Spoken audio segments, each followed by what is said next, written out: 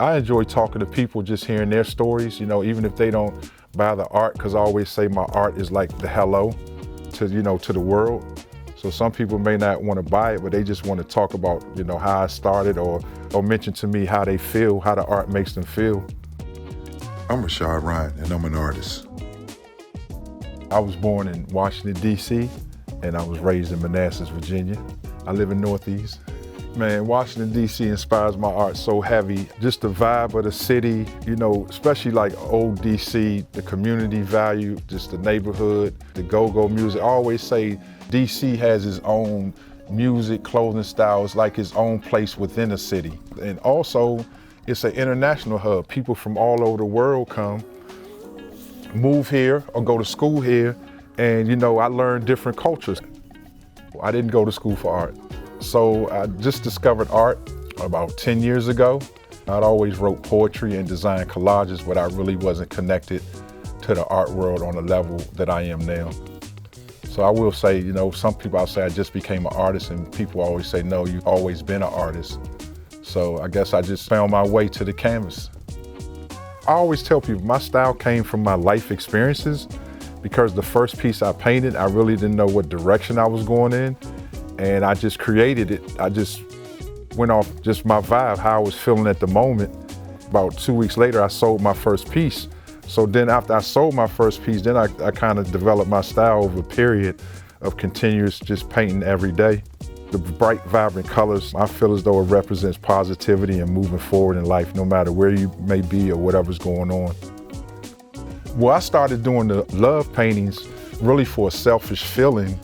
I would sell my art on the street, and sometimes, it could be a rough ride, just standing out there. In the beginning, I didn't really understand the concept of was my art good.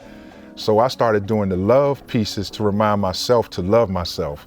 I can't give you what I don't have, put it that way. So that's what started me doing the love. I would say my 3 tips to any aspiring artist or artist who is, painting, creating. Number 1, I think, is be kind to yourself. Don't be your worst critic. It's enough critics out here. We don't need extra critics. Don't be a critic of your work.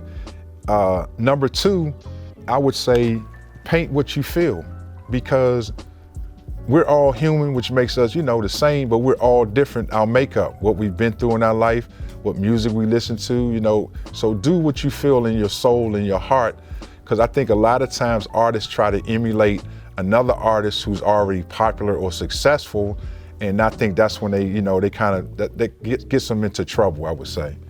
And the third one I would say is keep going. I want to say, I didn't look at my journal this morning, but I know I'm close to 3,050 days in a row of painting. So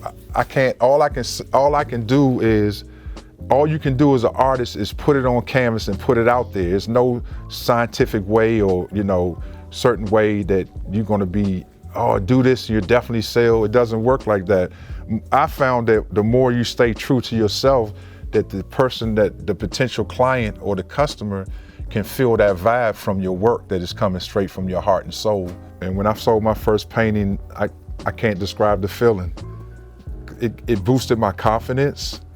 It also gave me outlook on what can really happen if you just put your mind to it and just don't be too critical of yourself. Sometimes our own criticism can deter us from even moving forward on a situation or a project. And a lot of times it's just, we can't be afraid to make mistakes and just let it flow.